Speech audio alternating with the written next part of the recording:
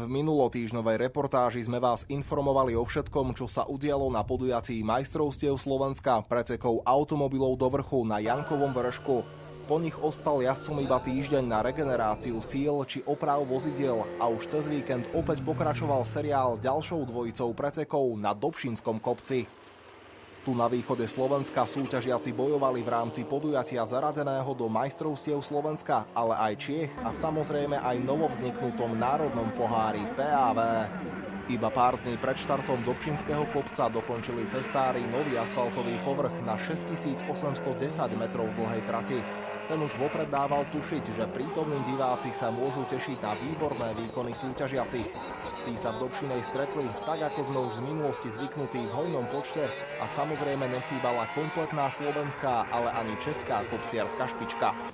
Sobotnejšie preteky síce začali tréningovými jazdami na suchom a teplom asfalte, situáciu však popoludní absolútne zmenilo počasie.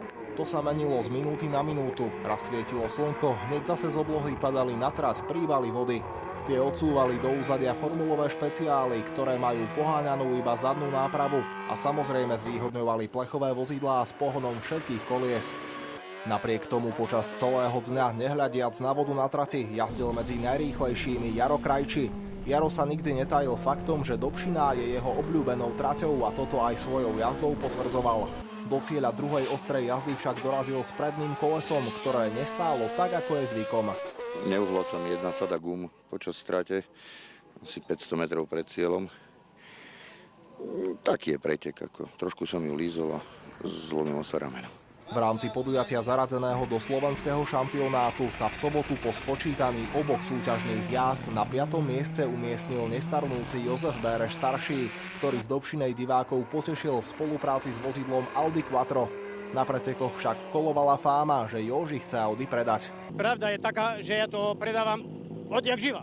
Ale moment, to nepredávam Audi. Ja predávam Žiguláka, ja predávam Opla, ja predávam krátke Audi. Ja všetko predávam, totiž volá, čo musím predať, lebo zle je, hej.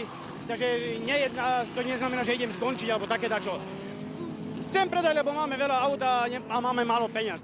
Štvrtá priečka patrila Martinovi Kojšovi. Ten sa však v Dobšinej rovnako ako aj na iných podujatiach tohtoročnej sezóny boril s poruchou padajúceho remeňa servoriadenia na Forde Focus. Je to asi jeden z mojich najhorších tohtoročných pretekov v tejto chvíli. Poprvé technické problémy zase v podobe serva, aj keď sme mali pocit, že to je už vyriešené po Jankovom vršku. Žiaľ, vlastne v prvom tréningu to hneď spadlo. Je to dosť dlhá trať, čiže je umenie to v podstate udržať hore, keď to padne niekde v prvej tretine. No a druhá vec je počasie a jeho vlastne nejaké vrtochy, kde ja neviem, polka auto ide na suchu, druhá polka, bohužiaľ jednotky odídu na mokrom a potom zase naopak a sa to takto stále strieda. Takže vlastne celé zle. Tretím miestom sa za podporu domácim divákom odmenil Rožňavčan Tomáš Ondrej, jazdiaci na Mitsubishi Lancer Evo 6. Mne sa hlavne páči to, že teraz popršalo do druhej jazdy, takže ja som viac menej spokojný. Prišiel som sa len povoziť, lebo nakoľko, že máme tu dve auta, takže len povoziť sa a ide to slušne. Rovnaké vozidlo Mitsubishi Lancer, v tomto prípade však v špecifikácii Evo 9 sedlá aj Peter Jureňa. Odmenou za rýchlu jazdu mu bolo druhé miesto v rámci celkového slovenského poradia.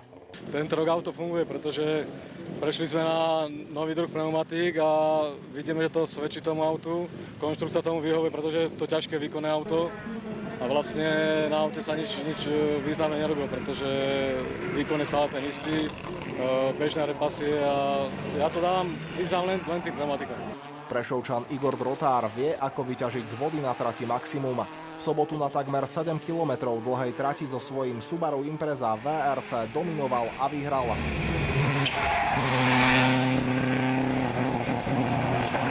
To veľmi sa tomu teším, som rád, unesený som. Boli veľmi ťažké podmienky, znížené adhezie a tak ďalej. Tie dažde, to mi snáď aj trošku pomohlo. Mám z toho obrovskú radosť a myslím si, že to by bol na mojom mieste každý. Už na začiatku sme spomínali, že v Dobšinej sa predstavila okrem Slovákov aj česká špička. A práve v sobotu ešte aktuálnemu držiteľovi rekordu tunajšej trace patrila prvá priečka absolútneho poradia. Dušan Neviežil a jeho nový monopost Norma M20 FC. Ako sme už spomínali, Dušan v tomto momente ešte vlastnil rekord trate. To všetko však bolo na starom asfalte. Ako sa Dušanovi pozdáva ten nový? Na tom okru je to prostě masné. Jo, velmi nejistě se jede. Část byla suchá, část mokrá, část skoro suchá, jo, takže človek jede veľmi neistě. V nedeľu sa už počasie umúdrilo a počas celého dňa bolo viac menej slnečno. Oblohu iba sem tam zatienil nejaký ten mráčik. Podstatné bolo, že už nepršalo. Výkony jednotlivých jazdcov sa aj vďaka tomu poriadne zlepšovali. Poďme sa preto spoločne pozrieť, ako dopadli preteky v rámci 10. podujatia zaradeného do slovenského šampionátu. Po sobotnejšom víťazstve sa Igor Drotár musel v nedeľu uspokojiť nakoniec s 5. miestom. Druhý zo soboty Peter Jureňa tiež v celkovom poradí poskočil smerom dolu na 4. miesto.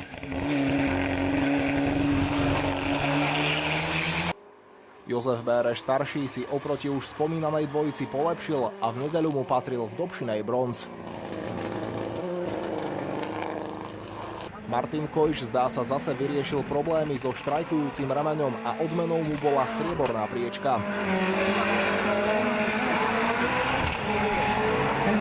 Teplé počasie bez dažďov dávalo už vopred tušiť, kto sa postaví na stupienok najvyšší.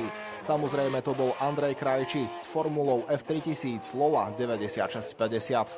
O najväčší rozruch sa však v Dobšinej nakoniec postaral Andrejov otec Jaro Krajči, jazdiaci na formule F3000 B0250, keď v druhej súťažnej jazde pokoril doterajší rekord trate a stanovil jeho novú hodnotu na 2 minúty 31 sekúnd a 811 tisícin.